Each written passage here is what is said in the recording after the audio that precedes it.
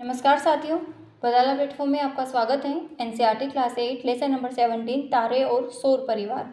तो कल अपन ने इसके बारे में जो अपना सोलर सिस्टम में टोटल 8 प्लेनेट होते हैं, तो 8 प्लेनेट के बारे में उनकी क्या विशेषताएं थी, किसके कितने सैटेलाइट थे, कौन सबसे बड़ा सैटेलाइट है, तो ये सारी चीज़ें अपन कंप्लीट कर चुके हैं। आगे अपन को क्या देखना है, सौर परिवार के कुछ अन्य मेंबर कौन कौन से होते हैं सोलर सिस्टम में। तो फर्स्ट देखते हैं क्षुद्र ग्रह।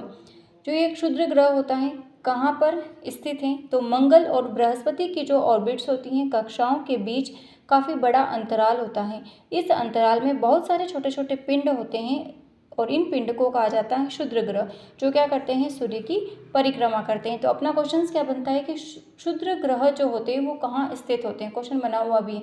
तो मंगल और बृहस्पति की कक्षाओं के मध्य। सेकंड है धूमकेतु।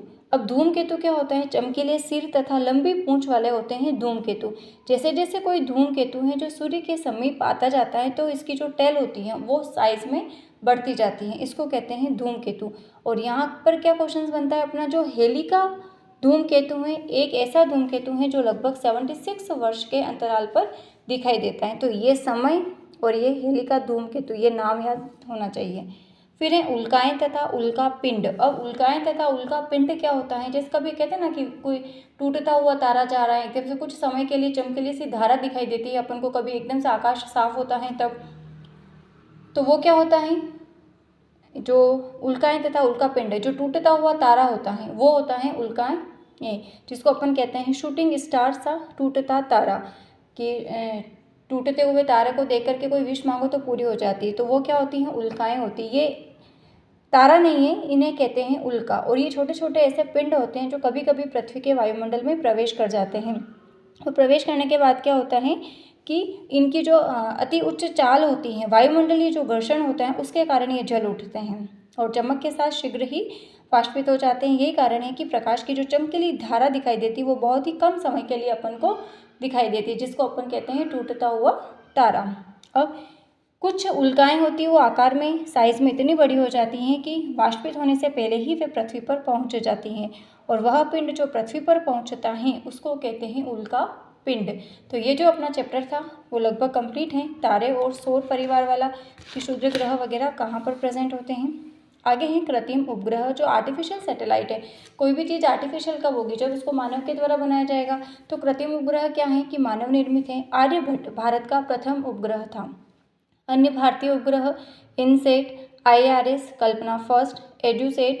कृत्रिम उपग्रहों का क्या उपयोग होता है कि इसके इसमें काम आते हैं, मौसम की भविष्यवाणी करने में, दूर संचार, सुदूर संवेदन में इनका प्रयोग किया जाता है। अब कुछ इसके क्वेश्चंस देख लेते हैं। क्वेश्चन नंबर 1, कौन सौर परिवार का सदस्य नहीं है? क्षुद्र ग्रह, उपग्रह, तारामंडल, धूमकेतु। तो जो तारामंडल होता है वो सोलर सिस्टम का मेंबर नहीं है। कौन सूर्य का ग्रह नहीं है? सीरियस, बुध, शनि, पृथ्वी। तो सूर्य का ग्रह कौन सा नहीं है? सीरियस। आंसर होगा ए। क्षुद्र ग्रह किन ग्रहों के मध्य स्थित है? पृथ्वी व बृहस्पति, मंगल व बृहस्पति, अरुण व मंगल, पृथ्वी व वरुण। तो कौन सा स्थित है? मंगल व बृहस्पति के मध्य। पृथ्वी की बहन या जुड़वा ग्रह पृथ्वी का किसको कहा जाता है? शुक्र, पृथ्वी, मंगल, बृहस्पति। तो किसको कहते हैं?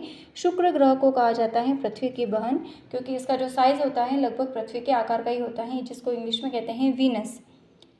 क्वेश्चन नंबर 5, नीला ग्रह किसे कहते हैं? मंगल, पृथ्वी, अरुण या शनि। तो नीला ग्रह, पृथ्वी जो है 3/4 भाग जल से घिरी हुई है, जिसके कारण इसको क्या कहते हैं? नीला ग्रह।